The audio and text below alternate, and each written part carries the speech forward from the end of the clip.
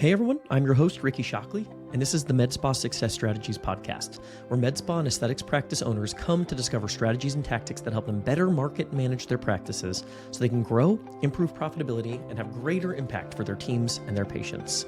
I'm excited today to be joined by Dominique Waples. Dominique is an accomplished entrepreneur, public speaker, and leader in the medical aesthetic space.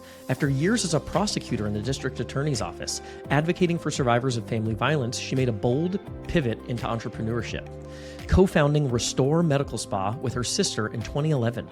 Restore is more than a business. It's a mission-driven brand that empowers women to reclaim their confidence and well-being through aesthetic and functional medicine. Dominique's journey from courtroom to C-suite is rich with insights about reinvention, value-led leadership, and building a purpose-driven company in a competitive industry. I think her story will resonate beautifully with you all, and I'm excited to jump in and learn some from Dominique. Dominique, thank you so much for joining us. I'm always excited when we get to talk to people who have built really established, really strong, reputable med spas, especially with multiple locations. There's so much people can learn from you. And I think we could probably have this conversation for 3 hours, but I'll make sure we don't do that for your sake and the audience probably too. Nobody has that kind of attention span for the most part. But can you start by just giving us a little bit of your backstory? I was reading your backstory on LinkedIn. Can you just tell people how you got into the space and your backstory? Oh gosh. Yeah. So kind of a circuitous route, so to speak. I originally went to law school, and my first career, I was a district attorney for 7 years. But even before that, my sister and I, when we were in college, we were flipping houses. We were flipping houses. So literally doing construction. People at Home Depot knew our names. It was kind of hilarious, actually. But she went back to med school. I went to law school. We each had these independent careers, but also being women of a certain age, we went and got Botox in our early 30s. And it was, shall we say, transformative. Yeah. And about 7 days after those initial injections, I just thought, oh my, this is it. I'm leaving law. I'm going to go open a med spa. And hey, by the way, Dr. Waples, do you want to come with me? Yeah, that's such a cool backstory. So it was that much of a switch that flipped for you? It was. And You just saw the potential.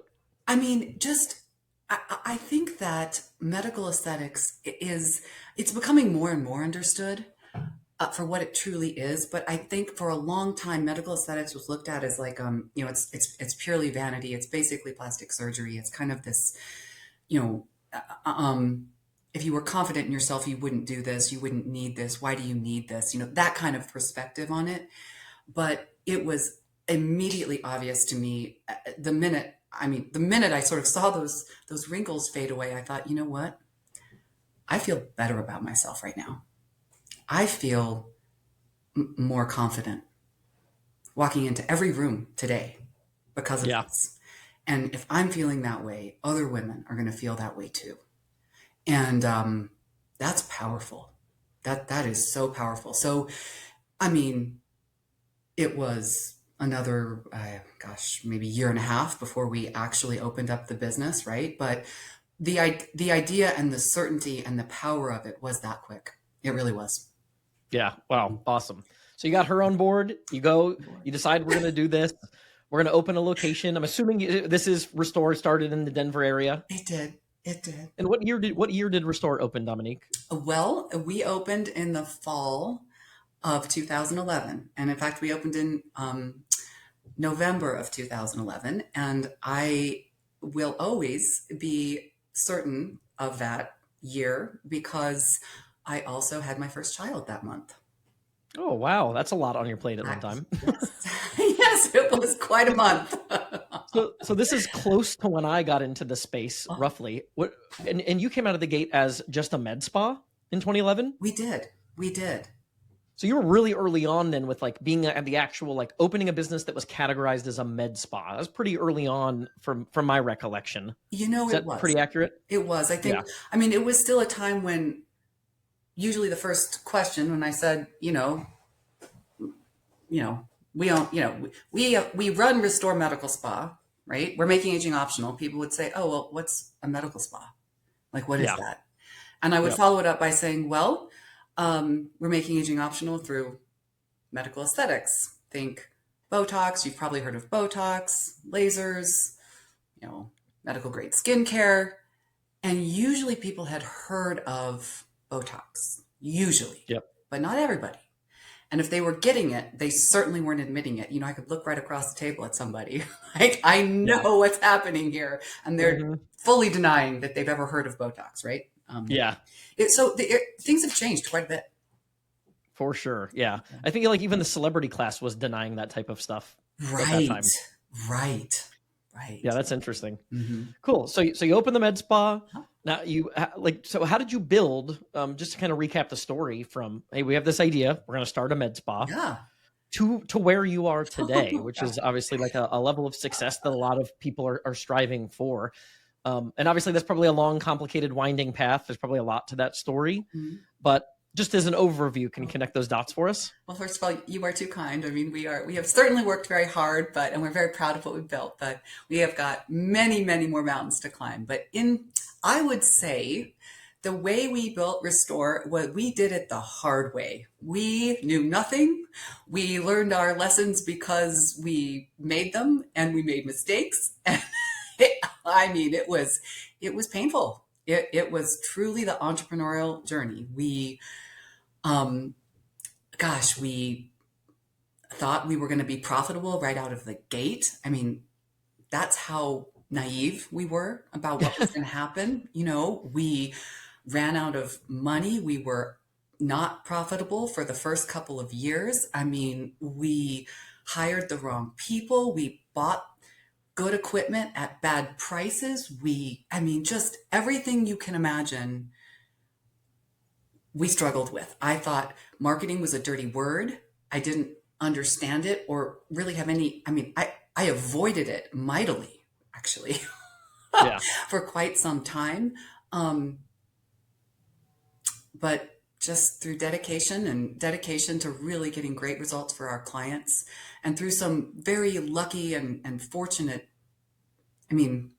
I would say that probably the single biggest thing, we finally decided to become a membership-based practice, and we tried out some different memberships and found ones that were very, very beneficial, both for the business and for the clients. And that really propelled our success and our multi-location openings.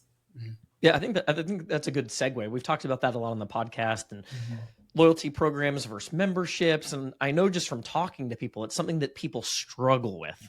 They want to run memberships. They know that it's a good idea. They dip their toe in it. They don't have a lot of people that are signing up for it. They struggle to market it. They struggle to communicate the benefits. I just know for a lot of people, it has been a struggle. How have you all made that so successful in your practice? What were the keys to implementation that made that work? Yeah. So first of all, I would say you cannot just dip your toe in membership. You are either in or you're out. It is either something you talk to every single client about in, over social, in email, when they're in the office, at the front desk, when they're checking out, when they're checking in the treatment room, right? You do it all the time. You do it in staff meetings, you do it in huddles, it frankly affects the way people are paid. Like, it's either all or nothing. Like, the reason that we have been successful is because we went all in on membership.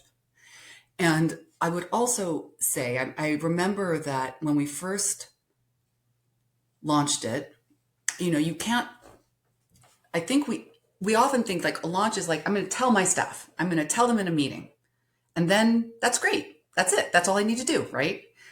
I still remember when we launched it originally, we had a meeting a week for 2 months just about membership with the staff. Yeah. Right. It takes, and that's 8 times we told them about it, really. And they say 7 is the key to learning. So we just did 8 just Yourself one to really buffer. drive it home. Right. And honestly, our memberships are, I mean, in fact, when we first started our memberships, they were too good. They were so easy to sell. I mean, we started it as a Botox program, and it was just super cheap Botox, and you couldn't do anything except spend your money on Botox. Well, that was a terrible idea because Botox is the least profitable thing we do. And Yeah. everybody signed up. And you're selling it now at a discount to people that were probably buying it at the regular price previously, and that can be a challenge. Well, and they would ask, can I use the money in my bank for a laser? And we're like, no, you can't. Can you imagine? What a terrible business decision. Oh my God. It was so bad. And I mean, we fixed it, right? There were a couple iterations. I mean, when we first started membership, our problem, so everybody signed up and we actually became less profitable than we had been before. That's a risk. Yes. Whoops. I mean, these are the mistakes you make, right? As an owner, or at least we did. Yeah. And it makes sense too. Like I'm thinking like a golf course. It's hard when you have like intermixed business models. Like there are golf courses that are private communities and it's membership based, and there are public golf courses, which is just pay when you play, and that's the entire business model. Yeah. But when you're kind of dabbling back and forth and you don't have a focus, I can imagine just from a model standpoint, that can be a challenge. So the decision to go all in on memberships, first of all, I guess I do talk to plenty of practices that aren't super membership heavy that are successful also. What was the decision that you all made to say, we really wanted to go with this model? We think this is going to be better for our business and our patients. What did that decision look like, and why? Well, I think many offices struggle with this idea, it's like, well, we're slow in the summer, or, we're slow in February, or, we are a seasonal industry to some degree, right? Yeah. And how do I get people in when I'm slow? If I don't have appointments on the books, how do I know that people are still coming back? I know I'll do a discount, right? And so what happens is you get into this like discount trap where every month or maybe every 2 weeks, you're sending out these like, buy it now, 20% off, 30%, these crazy things, right? And really all you're doing is you're training your clients to just wait for a sale.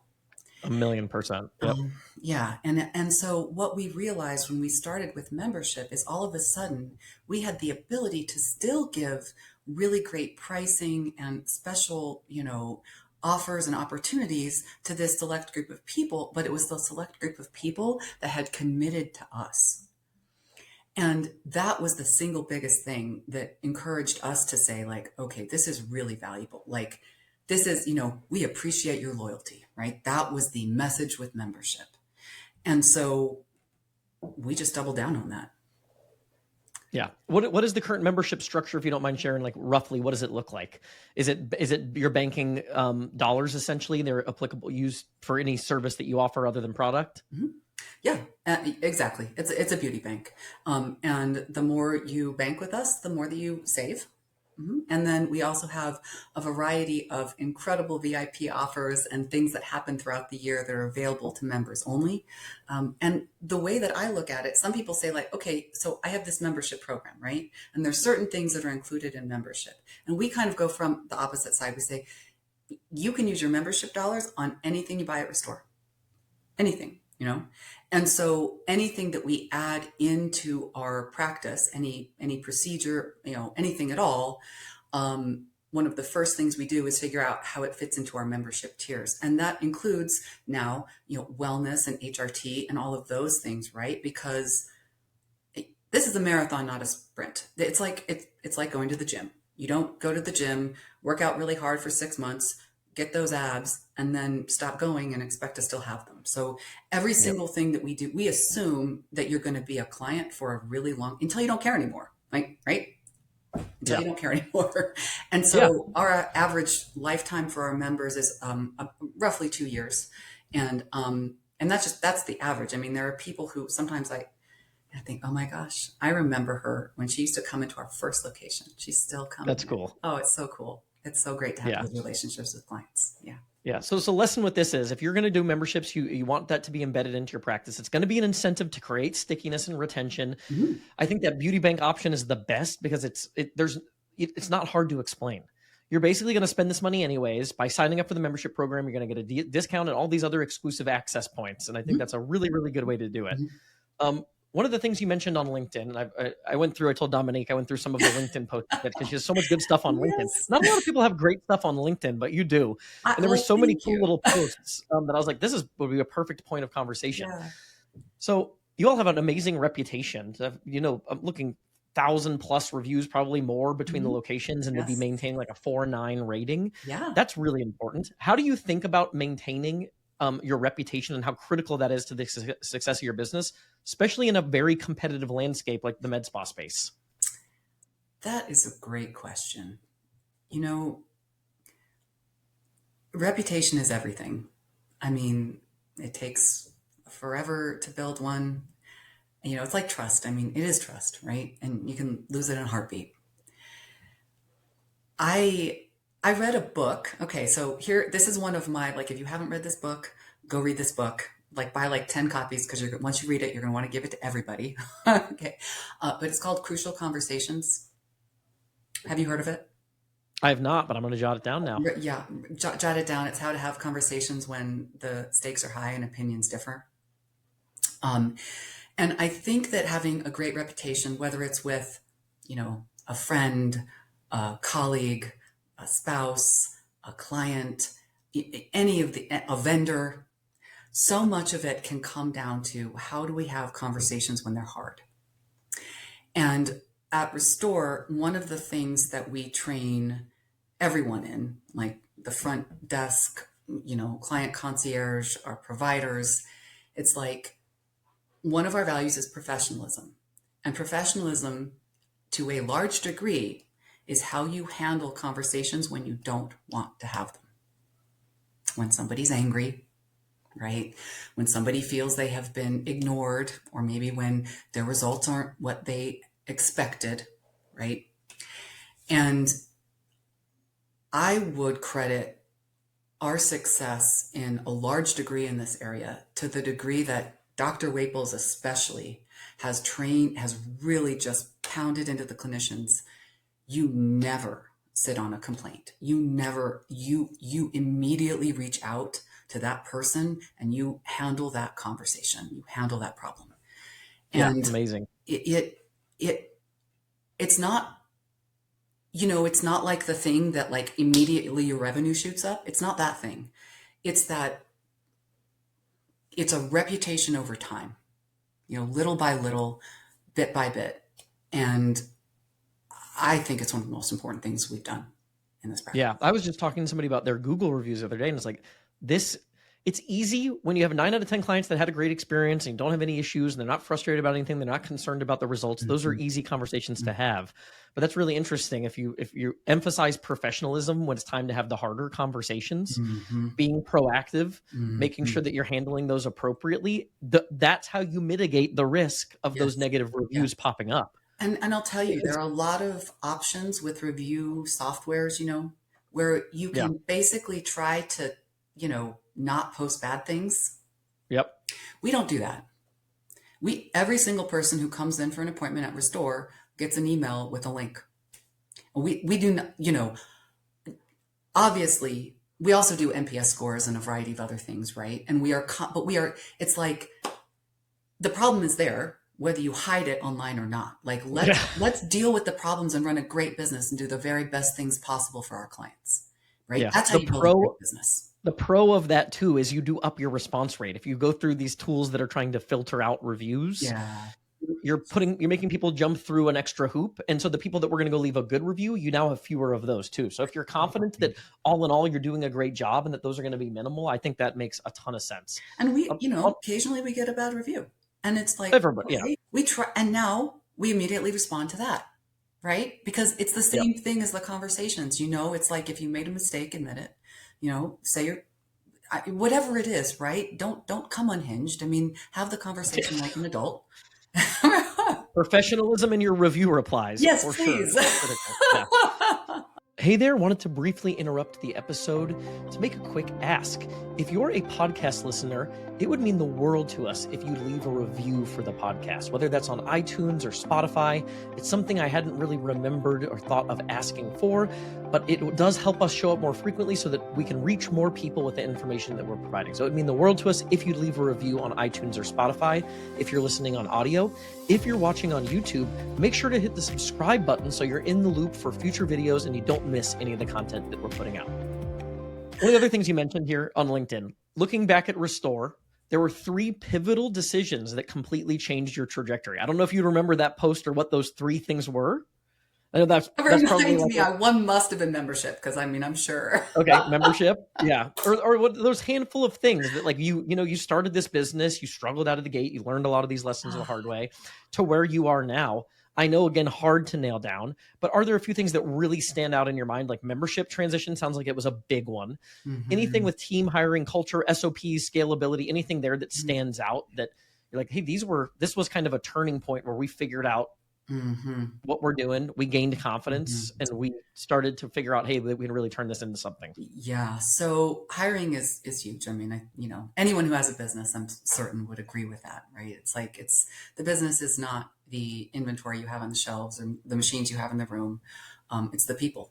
It's the people, 100% always. So, figuring out, I mean, so that's easy to say, right? Everybody agrees with that, but then, okay, great. Well, then how do you do it? Right? Yeah. Here's, okay. Would you like another book? I love these books. These are the core books that, I love the book recommendations. We'll make sure they're in the show note links too. Okay. So this one, it's written by Jeff Smart. It's called, Who? Solve Your Number One Problem. Are you familiar with that one? I'm not. No. Okay. It's such a quick read. It is hilarious. It will keep your attention. You could literally just read it like a novel if you wanted to. But we follow the hiring method in Who, like to a T. And the concept is, we're all trying to hire A players. All right. So this is the funnel, if you will, for hiring A players. And, just making sure you got the best people that you can afford on your team who want the job. And I was an attorney, right? I was a trial attorney before I opened the med spa. So I knew how to interview. And I thought because I knew how to interview, I would be good at this. And guess what? I wasn't. Because I didn't know what I was interviewing for. Because I hadn't sat down and made, like, here are the top 3 things that will lead to success in this role. And my questions certainly were not targeted to that either. What was the switch? What was the switch there that you feel like was like a discovery that changed the way that you screen an interview? Yeah, well, I read that book. It's like a 4-step hiring process, and it walks you through creating, like, here are the things that are important in the role. And then also, here's another. I'm just the tips and tricks today. So a couple years ago, we started using Culture Index. It's a personality assessment. And that also just because as we have grown and as our reputation has grown, one of the problems that we now run into is the number of, like, the candidate flow is overwhelming. When we post a job, there are hundreds, if not thousands of responses. So, you can't interview everybody. And even at that level, you really can't read every resume, even. Yeah. So there has to be something that allows you, that's fair to both sides, right? That allows you to pick the people who are most likely to succeed in the job just from the beginning. And Culture Index is that tool for us. Cool. Culture Index. That's a neat one. We were just looking into Test Gorilla because we have like the same kind of thing where there's a bunch of people that apply for a job. You have no idea how qualified people are and if they're going to have the skills, and trying to figure out some way to filter out the people, like you said, that have the best chance of success. That's interesting. We used Test Gorilla for a while as well. I thought it was a good skills assessment, but not. Yeah. I always start with personality. You have to have both, right? You have to have the skills and the right personality. So yeah, that mix, boy, that's a good one.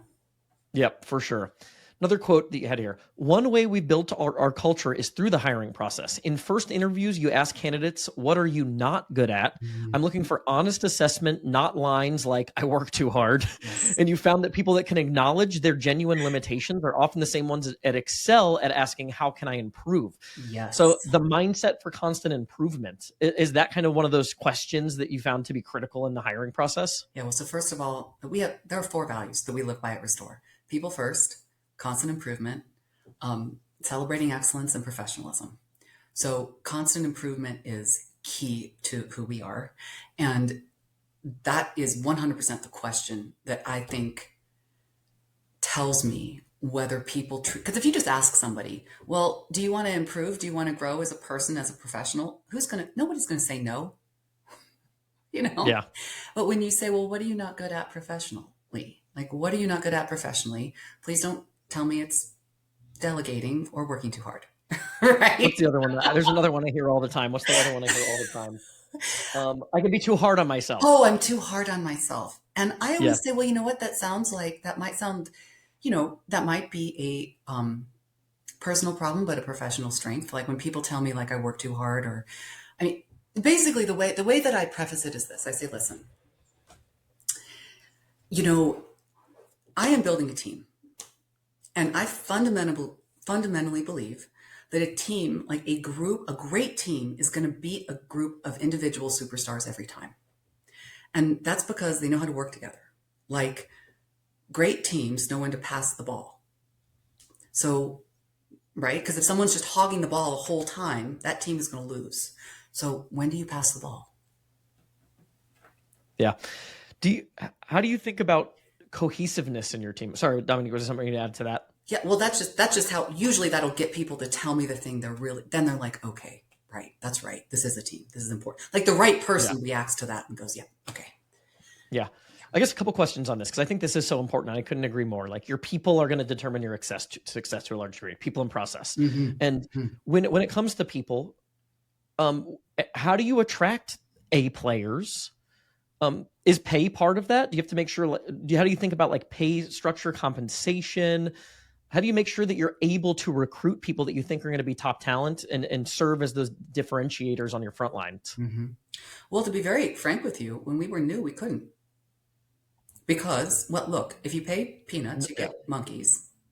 Yeah. Okay. So, I mean, so is pay part of it? Yes.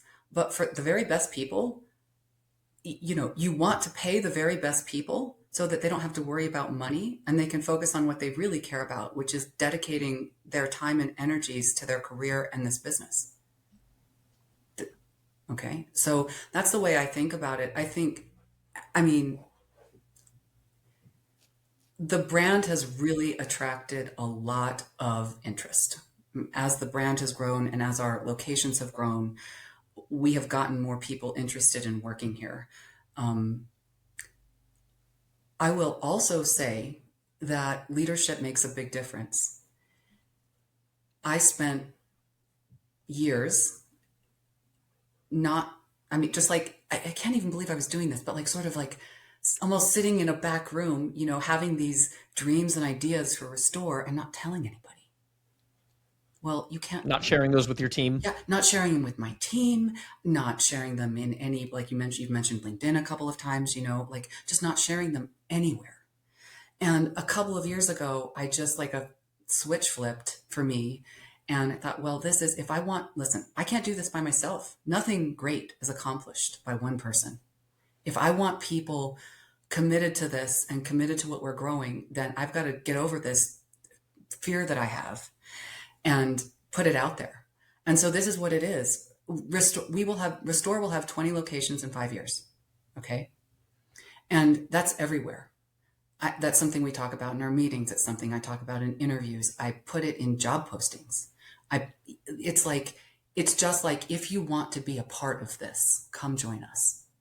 Yeah. I think there is definitely value in people feeling like they're part of something that has an aim. Yeah. Just intrinsically, like having an aim and being part of something that you're actually on a mission. You're trying to accomplish something clear. I just read, what was the book that I just read? It's Unreasonable Hospitality. I've heard of it. I haven't read it. Okay. Now I'm writing that down. Yeah. I thought it was honestly like a really good story, and it was Uh-huh. compelling in terms of the story, but I think the business takeaways were actually pretty light, but it was a good read. I'll say it was a good read, but the Okay, business okay. takeaways were relatively light. But I thought that was kind of interesting is it did seem like the culture in the restaurants that they were building, it's like they were chasing the Michelin stars. Yeah. And they're like, can we actually truly become a great restaurant?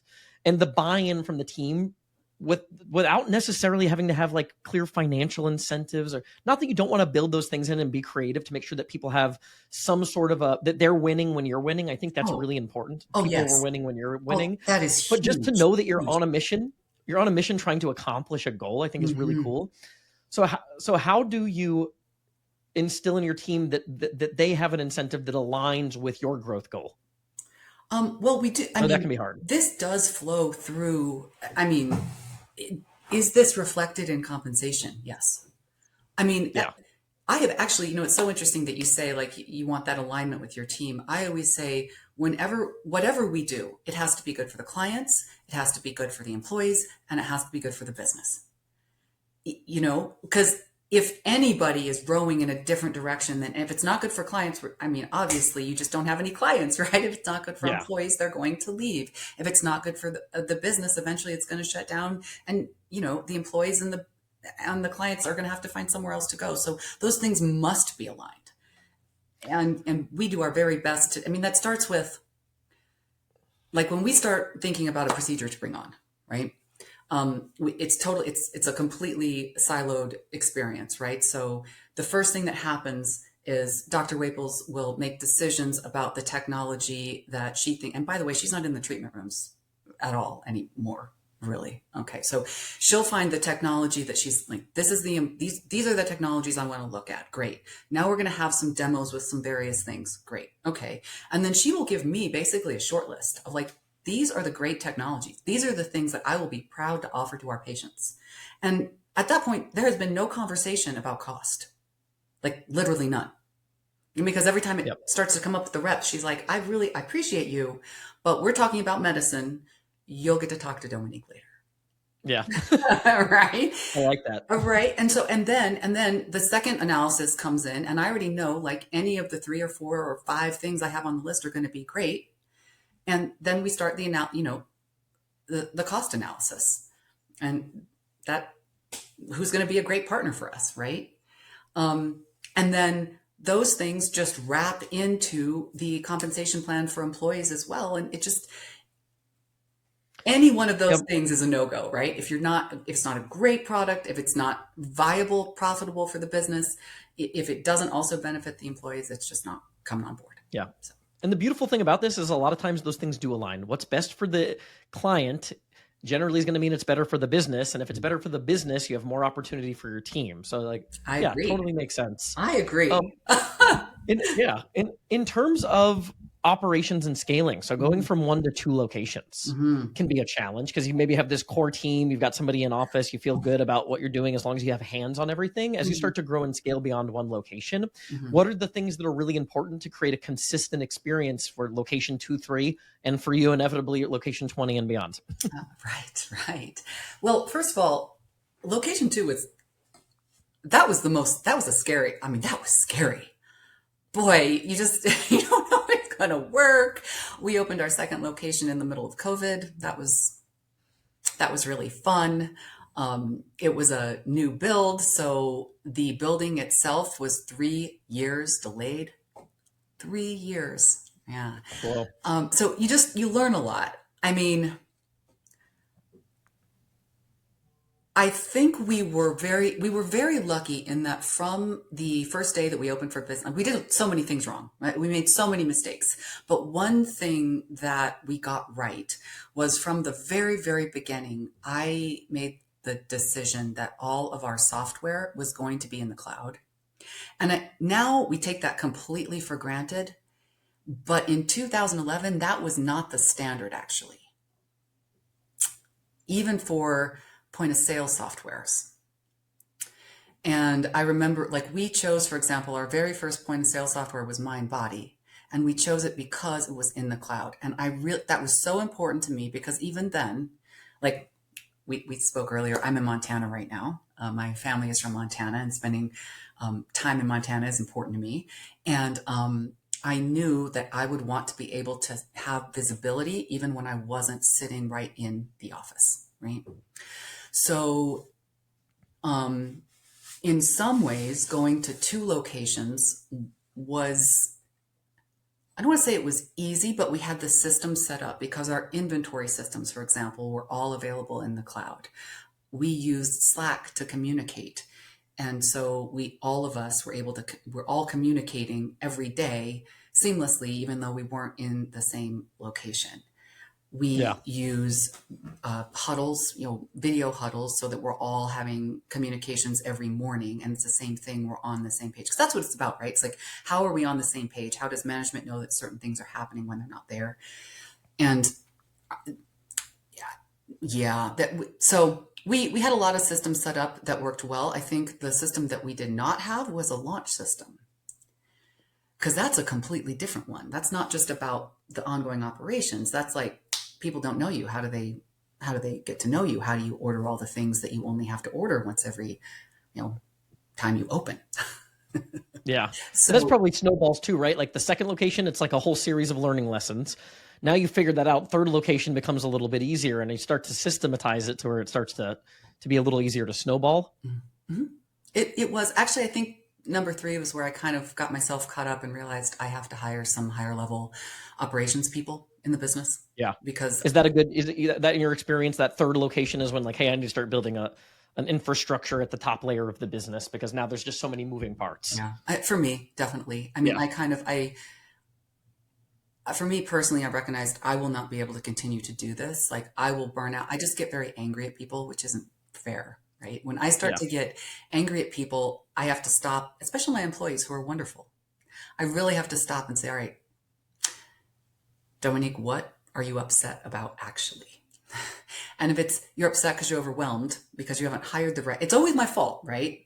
It's the owner's curse. Everything in the business is your fault.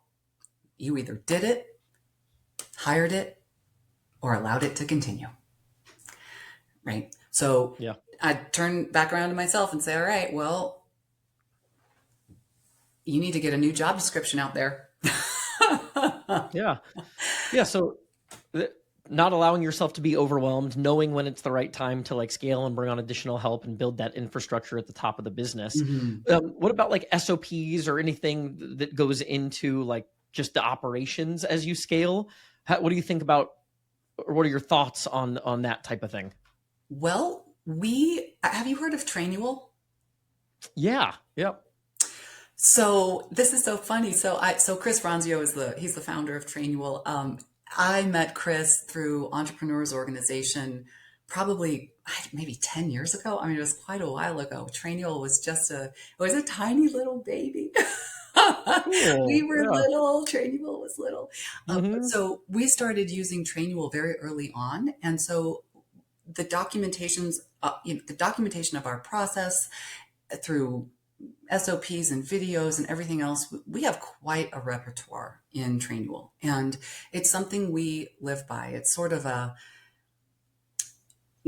when people come in, they go through a pretty rigorous training, and then whenever we bring on a new process, a new system, a new machine, whatever it is, we put it in Trainual and then have people go back in and learn it through Trainual. So we couldn't do it without that, to be frank. Yeah, that's a cool tool. I think I've heard a lot of good things about it. I think half our stuff's just in Google Drive, but I know Trainual is a really good way to do that. That's awesome. Yeah. Cool. Thank you for sharing that. Yeah. In terms of leadership, what do you feel like the character traits, what's required to be a good leader? If you had to boil it down to a few things, and to make sure that you are developing a culture where your team is excited to be on that mission with you. There's so many things, but if I had to say just one or two, I think great leaders, they have a dream and they have a vision and they can communicate it. Because if you can't communicate it, you're not leading anybody. And really great leaders care more about the success of the people they're leading than their own personal recognition. And if you have both of those things, and then you can also hold your people accountable, now you're a great Yeah. leader. Yeah. Yep. There's the delicate balance. It Mhm. making sure that the people are like that you're supporting them, that you want them to win, but also Yes. holding them accountable. Yes. Um, any tips on that? Because I know that can be a challenge, and I know for any business owner, any manager, you want to be there to support your people. You want to be able to encourage people. You don't want people to be scared, but you also do need to have accountability. And everybody Yeah. knows that A players want to work with other A players. And if you let things slip where people aren't held accountable for performance or living up to standards, that can be a challenge. How do you balance that? Well, I'm sure you've heard the saying, praise in public, correct in private. I think that's very true and it's very important. I think it's also true that everybody struggles with this, and everyone struggles with this, but you got to fire fast. When somebody isn't a fit, you know it. You don't even know that often you don't even know the damage you're doing until you let a person go, and because you left them there, right? That's you. And I definitely that's something that even to this day, I mean, I let a person go this last spring that even, I probably left them sit there a month too long. Right. So it's something I'm still learning. Yeah. And I know that's a delicate balance. And I know one of the things that people can struggle with is if you have somebody that you know is putting in the effort and you feel like it's not a lack of trying, but they're just not a high performer. Maybe they don't have like the ability to communicate properly with patients. Maybe they struggle in terms of actually providing the service. How do you walk that line? You let them Because I go. think it's easier when people are, it's like a culture and a values thing. It's easier to Yeah. just say, hey, this isn't a fit. You're not living up to the standard. You're not doing clearly what we asked. You When it know, becomes just a performance-based thing. I really think I remember the first time I heard this. Okay. And so what I heard was that, you know, firing somebody when they are not performing or when they're not a good fit or for whatever reason, like that's a kind thing to do because they know it. They know they're not achieving and they deserve to be able to find a place where they are achieving. And by not letting them go, you're holding them back from that. And I thought, oh, isn't that nice? You're kind of like letting yourself off the hook for letting a person go. But I've Yeah. actually become, I mean, the longer I do this, I think, that's really true. There is a place for everyone. And if it's not restore, then, if I'm like, I start things, right? That's one of my, like, I will get it started. I will push it over the edge like faster than it should be, right? But that's one of my strengths. And even in firing, it should be that way. Like, if somebody's like, well, it's okay, I guess it's fine, I don't love my job, but whatever. Like, they deserve to be in a place where they love their job. So, Yeah. and the only way that's going to happen is if you just let them go and set them free. This episode is brought to you by MedSpa Magic Marketing, my agency. We help med spas and aesthetics practices grow with more effective marketing strategies. And I know that's a vague phrase, right? It's a vague claim. So I have an offer for you. I offer this to any new prospects. If you're interested in exploring another marketing option, a new agency, or just getting into Facebook, Instagram, Google Ads for the first time, I'd love to show you why we're different, what we're doing for clients. And we can do that via a 1.5 hour planning session where I'll outline a specific marketing plan and I'll give you all of the blueprints that we would implement if we were to do business together. Now you can take that, use that on your own, hire someone else to help you execute it, or work with us. We really don't hold anything back on that strategy call. And I think you'll have a lot of confidence in how you manage your marketing investment moving forward, understanding some of the nuances that can help you implement more effective marketing strategies for your business. So if you want to do that, you can go to medspamagicmarketing.com. On the topic of let's just say providers specifically, we had Mary Beth Hagan on the podcast. She talked about how challenging it is to hire providers, injectors, let's just say especially, that already have experience, and that she always found that it's easier to build people up. How do you all approach that? Does that seem to align, or do you have a difference of opinion on that? We absolutely hire and train. I mean, not that we wouldn't hire somebody who had experience, but so we also, in addition to Restore Medical Spa, we also have Restore Academy. It's a training institution, and it is basically the goal of it. I mean, obviously it's to train new injectors in great technique, but also, I mean, we get the first look at people who are going to be great, but just don't have the training yet, right? Yeah. So I would also say that Dr. Waples has found that even when you hire somebody with training, it's usually there are so many holes that you end up having to go back and redo most of it anyway. So it's just, you have to be, if you're a fast growing organization, you have to be a training organization, and especially in this industry, I think, because there is so little in the way of real, I mean, there might be training, but it's training, and then you have to get a little experience, and then you have to do a little more training, and then get a little more experience, and then more training. Like our training process, really, it's about a 2-year process. Yeah. So, and in this industry, there really is no other, somebody has to hire you in order for you to get experience, because it costs money. This is a cash pay business. Right? Yep. Yeah. So that's where we come down on that. It was a Yeah. bottleneck for a while. I And think so many people feel like they're just looking for the quick fix. And it's like, I need to hire somebody with a book of business that already has experience. And it seems like the successful way to do this is, like you said, to be a business that is like training is embedded in part of what you do. Like you're going to have a system to bring people on, to get them up to speed, to do things right, and to do them the way that you want to do them. 100%. For you, if you said this training process is 2 years, is it basically like how long from when you see somebody through like your training academy to when they're actually providing service? Is it basically they're going in and they're providing service, but training is an ongoing part simultaneously while they're providing treatment? Yeah, that's right. Yeah. Yeah. So we'll train them on, the first couple of procedures, right? And they are in the treatment room within 2 to 3 weeks doing those procedures, not on new patients, right? Not on patients that don't already have patterns or already have medical records, but basic things on new people. And they're surrounded by talent. They're surrounded by the providers in the practice that have been there for years. And again, we talked about Slack a moment ago. Anytime they have a question, they can immediately get in touch with everybody up to and including Dr. Waples. I mean, like that. Like they have immediate access to just this incredible structure, which is almost unheard of in this industry, because you have so many small med spas. And we started small. I mean, everybody starts small, but you've got 1 or 2 people. Well, who are you going to ask when you've got a problem or a complication? That's very challenging. So you said that was a bottleneck at some point in the business. Mm-hmm. What was that transition when it went from like, holy cow, we need more help, or we lost somebody and we're freaking out because now we need to fill that spot, to being in a position where we always have a bench? We're always developing a bench. What did that look like for you also? What do you recommend people are doing? How do you get to the point where you always are developing that bench? How far ahead do you hire? Do you hire before you have the need? What does that look like? Well, have you've heard of ABC? Well, it's not ABC, but always be hiring. Yeah. Right.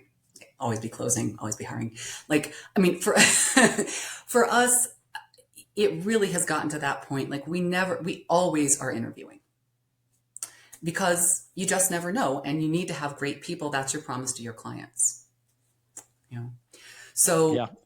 like every other lesson, we got to learn this one the hard way a couple of times. I mentioned that, I had a child the first month we were open for business. The next year, Dr. Waples had her first child. And then the next year I had my second. And then the year after that, she had her second, right? So it was just baby. At least you staggered it. Yeah. That wasn't entirely intentional. It just worked out that way, But at that time, when we were very new, she was still in the treatment room, right? She was still providing services. And we had a couple of circumstances where, I mean, she was obviously pregnant, right? And we lost a couple of providers, like right after she gave birth. And it became it was an incredibly difficult situation, because she ended up coming back almost immediately to fill that spot, right? Like when you're an owner, you do what you have to do. Yep. And it was just such a wake-up call for us. Like we have got to solve this problem. If we don't have the ability to find, hire, and train great people, and to have this bench, every 2 years, we're going to have this problem. We'll never get out of this hole. Mm-hmm. Yeah. Yeah, and it kind of seems like this kind of ties into like you're either growing or you're dying mentality. Mm-hmm. Because if you're afraid that you're not actually on a growth path, then Mm-hmm. you will never want to you'll never feel comfortable taking the jump to consider hiring as part of like something that's an ongoing part of your business, because you know you're always going to need another person as you're continuing to grow. If you're stagnant and you're static, then you feel like, well, I don't have the revenue to support another person, so I probably shouldn't bring up another person on Mm-hmm. till I have the revenue. And by the time I have the revenue, it's too late. You needed somebody on the bench. So like And you have to have that mindset of growth, I think, for this to make sense and to be in a position where this is comfortable. you do. And also there's just like, if you don't have a way to find, hire, and train people, there's just this feeling of utter desperation. What if they leave? Like, what am I going to do? Hmm. And then you don't have a business, you have a jail. Like, I mean, that, right? Like, you're just terrified and stuck. So, Good good segue on that too, because one of the things we talked about in our pre-call interview uh, was I mentioned a lot of people in the space I think have this fear that somebody's going to leave and all their business is going to go with them, and our business is completely and utterly tied to the individuals. How do we actually build a business and a system that can survive a person leaving and somebody else taking their place? mhm. Could you share your thoughts on that a little bit? I know you said they've even maybe you got an extra wrinkle since last time even we talked. Yeah. Well, I've thought about it because I've just been thinking about like, why is this different for me? Because as you know, as we discussed, I and at Restore in general, I mean, of course, we love our providers and they are so incredible. And we want this to be an incredible place to work for everyone. But we are not afraid of providers leaving. And we are not afraid that we will lose our clients and our client base and our wonderful clients when that does happen. Because, I mean, people move on in life and that's okay, right? And the business has to survive independently of that. And I think that when practices are smaller, it's like a little wave will tip over a tugboat, right? But not a tanker. And when you're very new and maybe there's only two providers in the practice and one leaves, you are in a much worse position than if you have 10 providers in a practice and one leaves and you've got a bench, right? I will say, however, so understanding that, right? It is certainly more challenging for smaller practices, and I don't want to make light of that.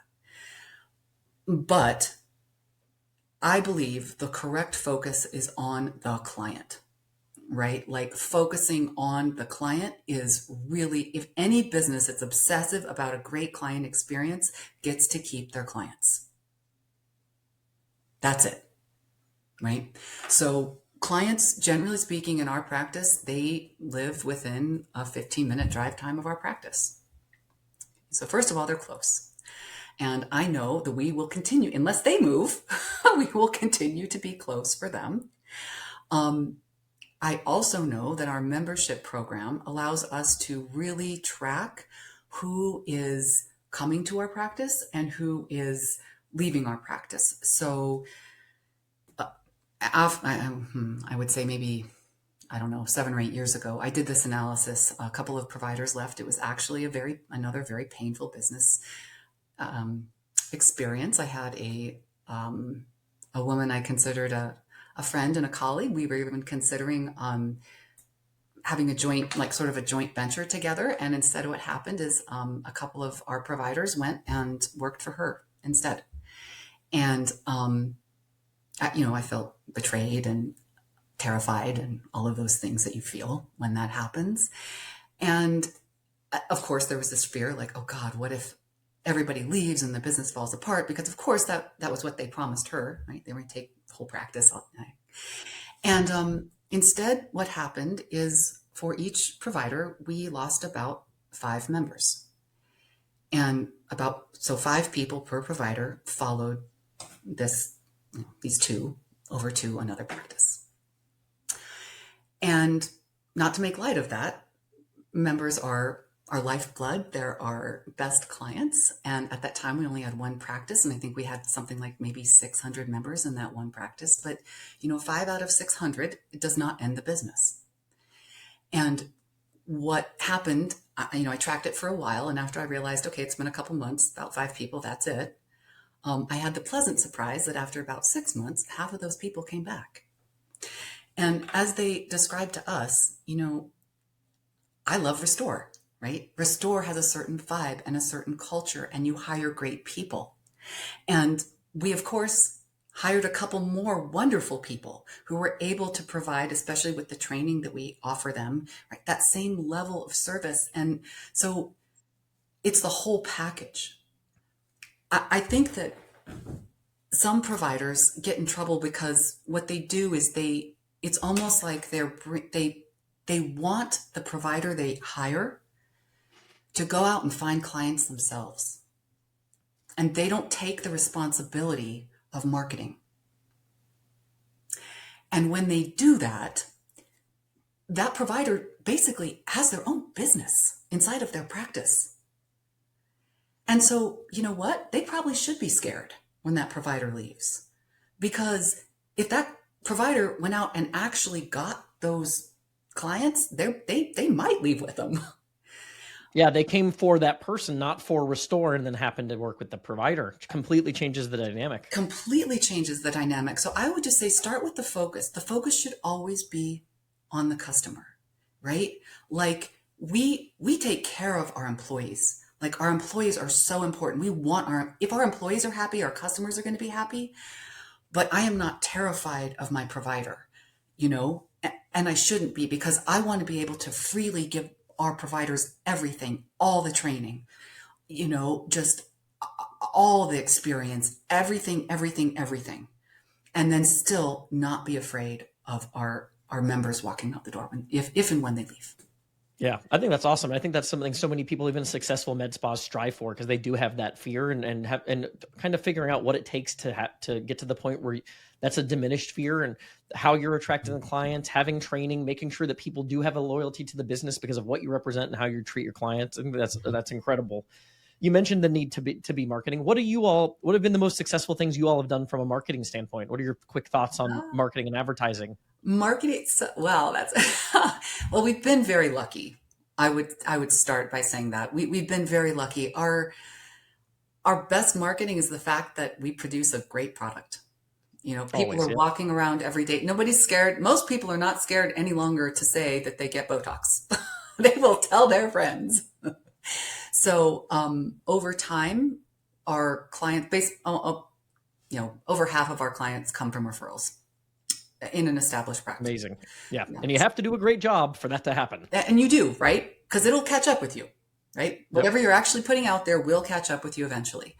And historically, our focus on SEO and kind of the long SEO game has been much more successful than temporary, sort of the quick paid ad campaigns. The world is changing.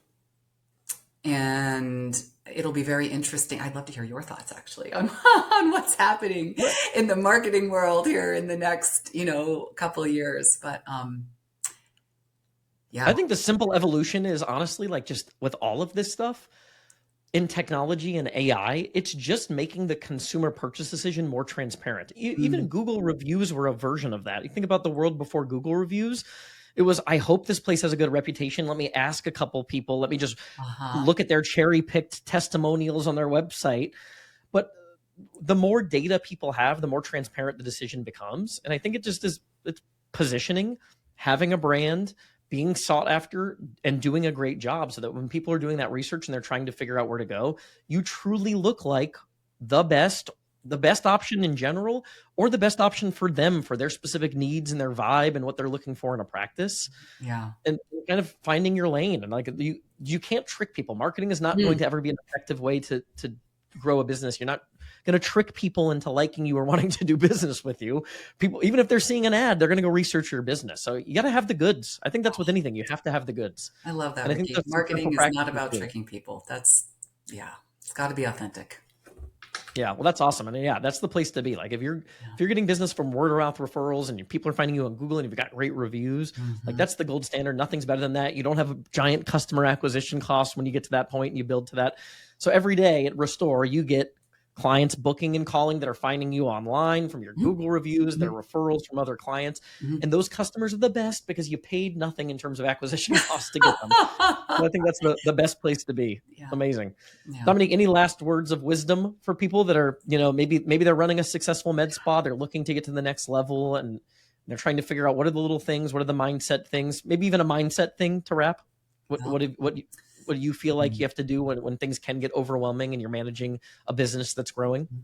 I think that for most med spas that are trying to get from maybe it's just them, or maybe it's them and just a couple other people, and they hope to have multiple locations and really grow that practice, I would say the single most important thing you can do is really work yourself out of the treatment room. Because if you can't do that, you can't focus on growth. And it will be monetarily painful for a while.